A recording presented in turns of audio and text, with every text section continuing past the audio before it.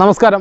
ഇന്നത്തെ നമ്മളുടെ വീഡിയോയിൽ നായ്ക്കുട്ടികൾക്ക് അവരുടെ ചെറുപ്പത്തിലുള്ള ഈ ഡിവോമിങ്ങിനെ കുറിച്ച് പല ആളുകളും നമ്മുടെ പ്രേക്ഷകർ നിരന്തരമായിട്ടുള്ള സംശയങ്ങളാണ്. എങ്ങനെയാണ് ഡിവോമിങ്ങിൻ്റെ കാര്യങ്ങൾ ചെയ്യേണ്ടത്, കുട്ടികൾക്ക് ഏതൊക്കെ പ്രായത്തിൽ അവരെ കൊടുക്കേണ്ട മരുന്നുകൾ എന്തൊക്കെയാണ്, ഏതൊക്കെ ടൈമിലാണ് കൊടുക്കേണ്ടത്, എങ്ങനെയാണ് കൊടുക്കുന്നത്, ഈ കാര്യങ്ങളെക്കുറിച്ചാണ് ഇന്നത്തെ വീഡിയോ.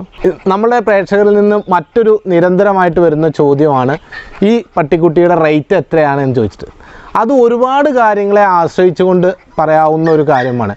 ആ കുട്ടികളുടെ പെഡിഗ്രി, അതേപോലെ തന്നെ അവരുടെ ഫീച്ചേഴ്സ്, അതേപോലെ തന്നെ അങ്ങനെ നിരവധി കാര്യങ്ങളെ ആശ്രയിച്ചുകൊണ്ടാണ്. ഇപ്പോൾ നമ്മൾ നാട്ടുകാർക്കൊക്കെ ഉള്ളൊരു സ്വഭാവമാണ് ഒരു വണ്ടി കണ്ടു കഴിഞ്ഞാൽ എത്ര മൈലേജ് കിട്ടും ചോദിക്കുന്നത്. ഒരു വണ്ടിയുടെയും മൈലേജ് നമുക്ക് അങ്ങനെ ഡീറ്റെയിൽ ആയിട്ട് പറയാൻ പറ്റില്ല. കാരണം എന്താണെന്ന് വെച്ചാൽ അത് ഓടുന്ന റോഡ്, അതിൻ്റെ എഞ്ചിൻ്റെ കണ്ടീഷൻ, അതിലൊഴിക്കുന്ന എണ്ണ, ഇങ്ങനെ നിരവധി കാര്യങ്ങളെ ആശ്രയിച്ചുകൊണ്ടല്ലേ അതിരിക്കുന്നത്. അതേപോലെ തന്നെയാണ് ഒരു പട്ടിക്കുട്ടിയുടെ റേറ്റ് പറയുന്നതും. അപ്പോൾ അത് കാരണം കൊണ്ട് നിങ്ങൾക്ക് അങ്ങനെ ഒരു പട്ടിക്കുട്ടിയുടെ റേറ്റ് അറിയണമെന്നുണ്ടെങ്കിൽ ഇതിൻ്റെ ഒപ്പം ഈ ഫാമിൻ്റെ നമ്പർ വരും. അപ്പോൾ ആ നമ്പറിൽ വിളിച്ച് ചോദിക്കാം. അപ്പോൾ അവർ അതിൻ്റെ റേറ്റ് എത്രയാണെന്ന് അവർ നിങ്ങളോട് ഡീറ്റെയിൽ ചെയ്യുന്നതായിരിക്കും. നമുക്കിങ്ങനെ ഒരു ഓപ്പൺ സ്പേസിൽ അത് പറഞ്ഞതുകൊണ്ട് പ്രത്യേകിച്ച് കാര്യമില്ല, പറയുന്നതുകൊണ്ട് ബുദ്ധിമുട്ടുണ്ടായിട്ടില്ല, പറഞ്ഞതുകൊണ്ട് പ്രത്യേകിച്ച് കാര്യമില്ല. അത് കാരണം കൊണ്ടാണ്. അപ്പോൾ നമുക്ക് വീഡിയോയിലേക്ക് കിടക്കാം. ഇന്ന് നമ്മൾ ഡിവോമിങ്ങിൻ്റെ വീഡിയോ ആണ്. എല്ലാവർക്കും സ്വാഗതം. നമ്മൾ ഡിവോം ചെയ്യുന്നതിന് മുമ്പ് കുട്ടികളുടെ വെയിറ്റ് എത്രയുണ്ടെന്നുള്ളത് വളരെ കൃത്യമായിട്ട് തൂക്കണം. അപ്പോൾ ഇവൻ 3.5 കിലോ ആണ് വെയിറ്റ് ഉള്ളത്. അപ്പോൾ നമ്മൾ ആ വെയിറ്റ് അനുസരിച്ചിട്ടാണ് ഇവർക്കുള്ള മരുന്ന് കൊടുക്കുന്നത്. അപ്പോൾ അതിനാദ്യം നമ്മളൊരു ചെറിയ തൂക്കാൾ എന്തെങ്കിലും സംവിധാനം വെച്ചിട്ട് പപ്പികളുടെ തൂക്കം എടുക്കണം. ഇപ്പോൾ ഇവർ എത്ര പ്രായമായതാണ്? ഇന്നൊരു 32 ദിവസം ഉള്ളതാണ്. Cent Bernard പപ്പീസാണ്. 3.5 കിലോ ആണ് ഇവൻ്റെ തൂക്കം. അപ്പോൾ അതിനനുസരിച്ചിട്ടാണ് നമ്മൾ ഇവൻ്റെ ഡിവോമിങ്ങിനുള്ള മരുന്ന് കൊടുക്കുന്നത്. അതിപ്പോൾ ആദ്യത്തെ മരുന്ന് 30ാമത്തെ ദിവസം അല്ല ഫസ്റ്റ് ഡിവോമിങ് ചെയ്യുന്നത് നമ്മൾ 15ാമത്തെ ദിവസം. അപ്പോൾ അത് ഫസ്റ്റ് ഡിവോമിങ് കഴിഞ്ഞതാണ്. സെക്കൻഡാണ് ഇന്ന് ചെയ്യുന്നത്. അത് 30ാമത്തെ ദിവസമാണ്. 32ആയി വീഡിയോ എടുക്കാൻ വരുന്നുണ്ട് എന്നുള്ളതിൻ്റെ ഒരു ദ്വാരണം 2 ദിവസം നമ്മൾ ഡിലേ ഇട്ടതാണ്. അപ്പോൾ ആദ്യത്തെ 15ാമത്തെ ദിവസം, രണ്ടാമത്തെ 30ാമത്തെ ദിവസം. അതേമാതിരി 60 ദിവസം വരെ, അതായത് പപ്പിക്ക് 2 മാസം പ്രായമാവുന്നത് വരെ 15 ദിവസം കൂടുമ്പോൾ ഡിവാമിങ് ചെയ്യണം. 15, 30, 45, 60, അതായത് 2 മാസം പ്രായമാകുമ്പോഴേക്കും 4 പ്രാവശ്യം ഡിവാമിങ് കഴിഞ്ഞിരിക്കണം. 60 ദിവസം കഴിഞ്ഞാൽ പിന്നെ എല്ലാ മാസവും ഡിവാമിങ് ചെയ്യണം. എല്ലാ മാസവും കറക്റ്റായിട്ട് കൊടുക്കണം. അത് അഡൽട്ടാണെങ്കിലും നമ്മളിവിടെ ചെയ്യാറുണ്ട്. അഡൽട്ടാണെങ്കിൽ വർഷത്തിൽ മതി, 6 മാസം കൂടുമ്പോൾ മതി എന്നൊക്കെ പറയും. പക്ഷെ നമ്മളിവിടെ എല്ലാ അഡൽറ്റിനും എല്ലാ മാസത്തിലും ഡിവോമിങ് ചെയ്യും. ഇപ്പോൾ ഇതിൻ്റെ ഒരു ഇന്നിപ്പോൾ കൊടുക്കുന്നത് ഏതാ? ഇന്ന് മരുന്ന് കൊടുക്കുന്നത് ഇന്ന് കാൻവാം എന്ന് പറയുന്ന മെഡിസിനാണ്. അതിൻ്റെ ഫെൻബെൻഡസോൾ എന്ന് പറയും കണ്ടൻറ്റ്. അപ്പോൾ കഴിഞ്ഞ പ്രാവശ്യം നമ്മൾ കൊടുത്തത് വോറക്സിൻ്റെ ആയിരുന്നു. അപ്പോൾ എപ്പോഴും നമ്മൾ ചെയ്യുന്നത് 2 മെഡിസിൻ മേടിക്കുക എന്നുള്ളതാണ്. 2 മെഡിസിൻ, 2 കമ്പനിയുടെ അല്ല, കണ്ടൻറ്റ് വ്യത്യാസമുള്ള 2 മെഡിസിൻ. എന്നിട്ട് ആൾട്ടർനേറ്റ് ആയിട്ട് മാറ്റി കൊടുക്കുക. ഇപ്പോൾ കഴിഞ്ഞ പ്രാവശ്യം കൊടുത്തത് വോറക്സ് ആണ്, ഇപ്രാവശ്യം കാൻവാം കൊടുത്തു. ഇനി 45ാമത്തെ ദിവസം വീണ്ടും വോറക്സ് കൊടുക്കും. മാറ്റി കൊടുക്കുക. ലിക്വിഡ് ടൈപ്പ് പപ്പി സ്റ്റേജിൽ നമ്മളെല്ലാം ലിക്വിഡ് ടൈപ്പാണ് കൊടുക്കുക. എന്താ പറയുക, സിറപ്പാണ് കൊടുക്കുക. അത് കഴിഞ്ഞ് കുറച്ച് വെയിറ്റ് കൂടി കഴിഞ്ഞപ്പോൾ ഒരു 10 കിലോ അല്ലെങ്കിൽ ഒരു 8 കിലോൻ്റെ മേലേക്ക് ആയി കഴിഞ്ഞാൽ നമുക്ക് സിറപ്പ് കൊടുക്കുന്നതിന് ലിമിറ്റേഷൻസ് ഉണ്ട്. കാരണം പെർ kg 1 ml ആണ് വരിക. അപ്പോൾ ഒരു ബോട്ടിലിൽ ഒരു 15 ml വരിക.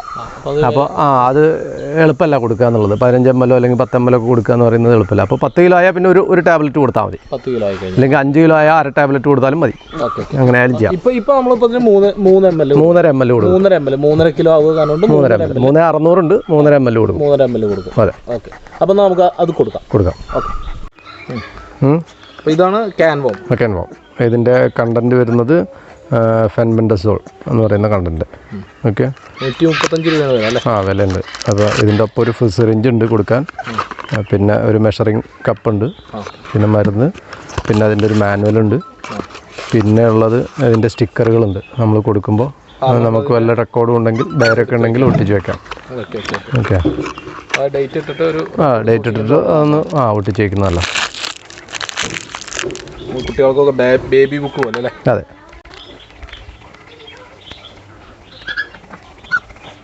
ഇത് 2.5 ml സിറിഞ്ചാണ്. നമുക്ക് കൊടുക്കേണ്ടത് 3.5 ആണ്.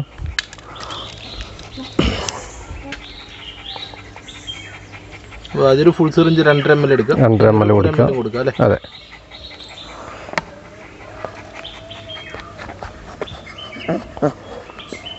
മെല്ലെ കൊടുത്താൽ മതി, ഒന്നിച്ചടിച്ച് കയറ്റണ്ട. വളരെ മെല്ലെ കുറേശ്ശെ ഇട്ട് കൊടുത്താൽ മതി. കഴിക്കാത്ത ബുദ്ധിമുട്ടുകൾ വരുമോ കുട്ടികൾ പപ്പികൾ? ചിലപ്പോൾ ചെറിയ പ്രായത്തിലൊക്കെ വായന്ന് കുടയൊക്കെ ചെയ്യും. ഇതിപ്പോൾ കുറച്ച് വലുതായതുകൊണ്ട് പിന്നെ വലിയ പ്രശ്നമില്ല. ഇനി അടുത്തത് ഒരമ്മൽ.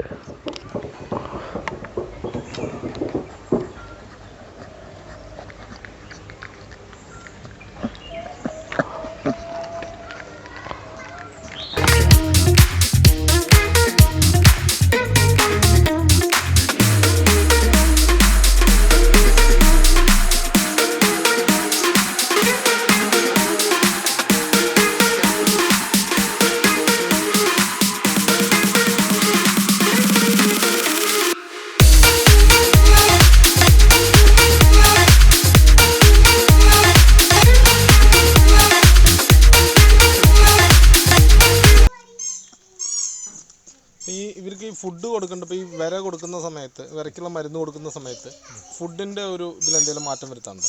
അതായത് ഇത് എപ്പോഴും എഫക്റ്റീവ് ആവുന്നത് വെറും വയറ്റിൽ കഴിച്ചാലാണ്.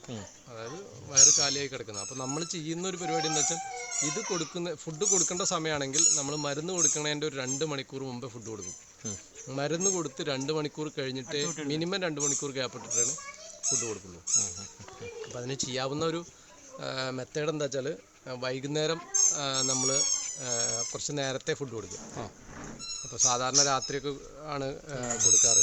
അപ്പോൾ അങ്ങനെ ചെയ്യുമ്പോൾ എന്താ വെച്ചാൽ ഒരു 5 മണിക്കോ 6 മണിക്കോ, ചെറിയ പപ്പി സ്റ്റേജിലത്തെ കാര്യമല്ല ഈ പറയുന്നത്, അഡൽട്ട് സ്റ്റേജിലെ കാര്യങ്ങൾ ചെയ്യുമ്പോൾ ഒരു 5 മണിക്കോ 6 മണിക്കോ കൊടുക്കുക. ഒരു 11 മണി 10 മണിയാകുമ്പോൾ മെഡിസിൻ കൊടുക്കുക. അപ്പോൾ പിന്നെ രാത്രി ഫുള്ള് നമുക്ക് ഫുഡില്ലാതെയാവും. അതുപോലെ തന്നെ നേരത്തെയും ഫുഡ് കഴിക്കും. അപ്പോൾ ഒരു കാലി വയറിൽ നമുക്ക് സുഖമായിട്ട് ചെയ്യാൻ പറ്റും. രാത്രി കൊടുക്കുന്നതാണ് നല്ലത്. രാത്രി കൊടുക്കാം. അതല്ലെങ്കിൽ പകൽ നേരം വെളിച്ചാകുമ്പോൾ കൊടുക്കാം. ഇപ്പോൾ ഈ രാത്രി ഫുഡ് കൊടുത്ത് കിടന്നുറങ്ങി രാവിലെ എണീച്ച് ഫുഡ് കൊടുക്കുക. പിന്നെ ഉച്ചയ്ക്ക് ഫുഡ് കൊടുത്താൽ മതി. രാവിലത്തെ ഒരു ഫുഡ് സ്കിപ്പ് ചെയ്യാം. അങ്ങനെയും ചെയ്യാം. അങ്ങനെയും ചെയ്യാം. നമ്മളൊരു കൺവീനിയൻറ്റിനനുസരിച്ച് എപ്പോഴാണ് കൊടുക്കാൻ സൗകര്യം അതിനനുസരിച്ച് ഈ ഫുഡൊന്ന് മാറ്റം വരുത്തിയാൽ മതി. ഓക്കെ.